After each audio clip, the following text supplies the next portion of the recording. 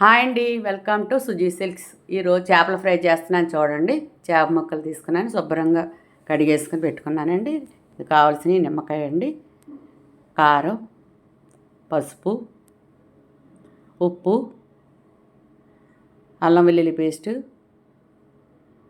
ధనియాలు జీలకర్ర powder, garam masala, oil అండి. ఇవేనండి దీనికి కావాల్సినవి. ఇదిగోండి, హాఫ్ స్పూను పసుపు వేసాను, 2 స్పూన్లు కారం వేస్తున్నానండి.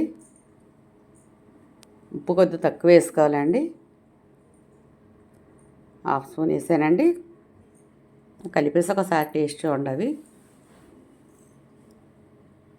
గరం మసాలా, ధనియాల పౌడరు, ఒక స్పూన్ ధనియాల జీలకర్ర పౌడరు, ఒక హాఫ్ స్పూను గరం మసాలా. ఇదిగోండి, ఒక హాఫ్ స్పూను అల్లం వెల్లుల్లి పేస్ట్. 6 ముక్కలే కదండి, తక్కువ వేసుకుంటున్నాను. ఆయిల్ ముక్కలు అంటుకోవాలి కదండి, దాని గురించి.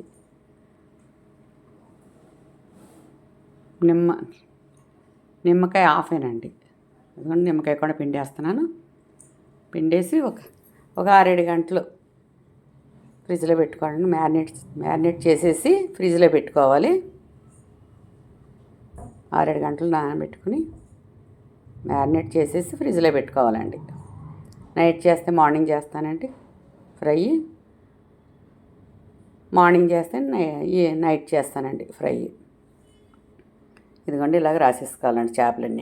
చేప ముక్కలన్నిటికి ఇలా రాసేసుకొని ఒక 5-6 గంటలు ఫ్రిడ్జ్లో పెట్టేసుకోవాలండి. మ్యారినేట్ చేసేసుకొని బాగా చేప ముక్కలకు బాగా పట్టించేయండి. ఇలా మ్యారినేట్ చేసి ఒక 6-7 గంటలు ఫ్రిడ్జ్లో పెట్టేసుకోండి. నైట్ కలిపేసుకుంటే మార్నింగ్ చేసుకోవచ్చు, మార్నింగ్ కలుపుకుంటే ఈవినింగ్ చేసుకోవచ్చు అండి. నా వీడియో లైక్ చేసి, షేర్ చేసి, సబ్స్క్రైబ్ చేయండి.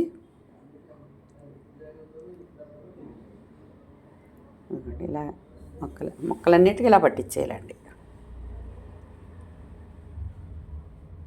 ఎందుకంటే మ్యారినేట్ చేస్తాను కదండి. ఇదిగో మార్నింగ్ చేస్తున్నానండి నేను. ఇదిగోండి, ఆయిల్ వేసి డీప్ ఫ్రై చేస్తున్నానండి. తవ్వ ఫ్రై చేసుకోవచ్చు అండి, ఎయిర్ ఫ్రైయర్లో చేసుకోవచ్చు, డీప్ ఫ్రై చేసుకోవచ్చు. చేస్తానండి. ఇదిగోండి, పచ్చిమిర్చి కరివేపాకు వేసి గార్నిష్ చేశానండి. ఒకసారి ఈ విధంగా మీరు ట్రై చేసుకుని చూడండి, చాలా టేస్ట్గా ఉంటాయండి. నా వీడియో నచ్చితే లైక్ చేయండి, షేర్ చేయండి, సబ్స్క్రైబ్ చేయండి. ఓకే అండి, థ్యాంక్ యూ అండి.